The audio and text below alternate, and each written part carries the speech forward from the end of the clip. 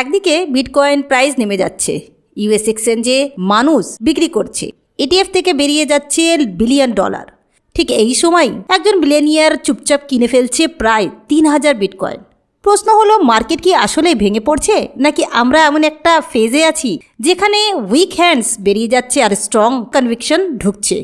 আজকের ভিডিওটা খুব ইম্পর্টেন্ট, কারণ আজকে আমরা বোঝার চেষ্টা করব একই সময়ে কেন মাইকেল সেলার বিটকয়েন কিনছে, ইউএস মার্কেট থেকে সেল প্রেশার বাড়ছে, আর অন্যদিকে ওয়েদারের কারণে মাইনিং নেটওয়ার্ক ধীরে হয়ে যাচ্ছে। সব মিলিয়ে বিটকয়েন ইকোসিস্টেমের ভিতরে আসলে কি চলছে সেটাই আজ সহজ ভাষায় বোঝার চেষ্টা করব। তাহলে চলুন আজকের ভিডিও শুরু করা যাক। প্রথমে সবচেয়ে বড় খবরটা হচ্ছে মাইকেল সেলারের কোম্পানির স্ট্র্যাটেজিকে নিয়ে। মাইকেল সেলারের কোম্পানির স্ট্র্যাটেজি 20 জানুয়ারি থেকে নিয়ে 25 জানুয়ারি এর মধ্যে 2932 বিটকয়েন কিনেছে। মোট খরচ প্রায় $264 মিলিয়ন। প্রতি বিটকয়েন কিনেছে প্রায় $90,061 দামে। এই কেনার পর স্ট্র্যাটেজির মোট বিটকয়েন দাঁড়ালো 712,647 বিটিসি। এখন একটু থামুন, এই সংখ্যাটা বোঝা দরকার। পুরো বিটকয়েন সাপ্লাই হচ্ছে 21 মিলিয়ন।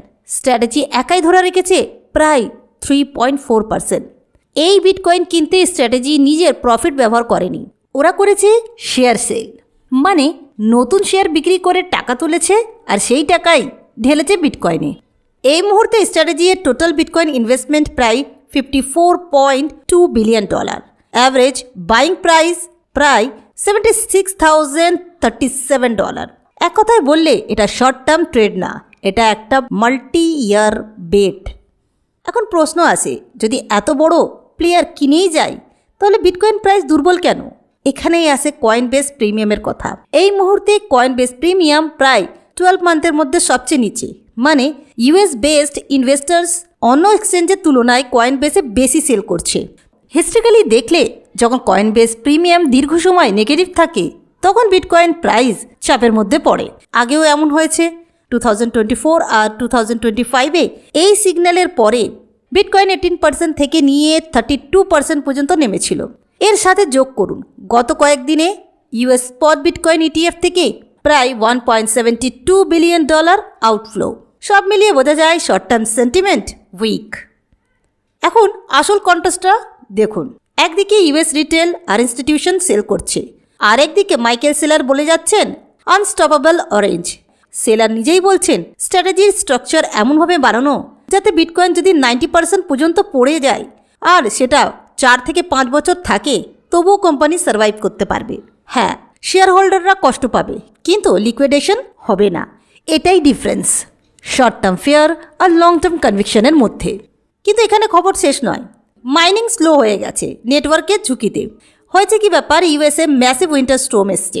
এই স্টর্মের কারণে ইউএসএর অনেক মাইনিং কোম্পানি টেম্পোরারি শাটডাউন করেছে। পাউন্ড ড্রাই ইউএসএর হ্যাশ রেট প্রায় 60% পর্যন্ত কমে যায়। এর ফলে বিটকয়েন ব্লক টাইম স্বাভাবিক 10 মিনিট থেকে বেড়ে প্রায় 12.4 মিনিট হয়েছে। কিন্তু এখানে ভয় পাওয়ার কিছু নেই। বিটকয়েন নেটওয়ার্ক অটোমেটিক্যালি অ্যাডজাস্ট করে, ডিফিকাল্টি কমবে, ওয়েদার নর্মাল হলে মাইনার্স আবার ফিরে আসবে। এটা স্ট্রাকচারাল প্রবলেম না, এটা পিওরলি টেম্পোরারি। এখন পুরো পিকচারটা একসাথে দেখুন। প্রাইস চাপের মধ্যে ইউএস মার্কেট সেল করছে, ইটিএফ আউটফ্লো হচ্ছে, মাইনিং টেম্পোরারি স্লো, কিন্তু একই সময় biggest corporate buyer bitcoin accumulate করেই যাচ্ছে। এটা আমাদের কি শেখায়?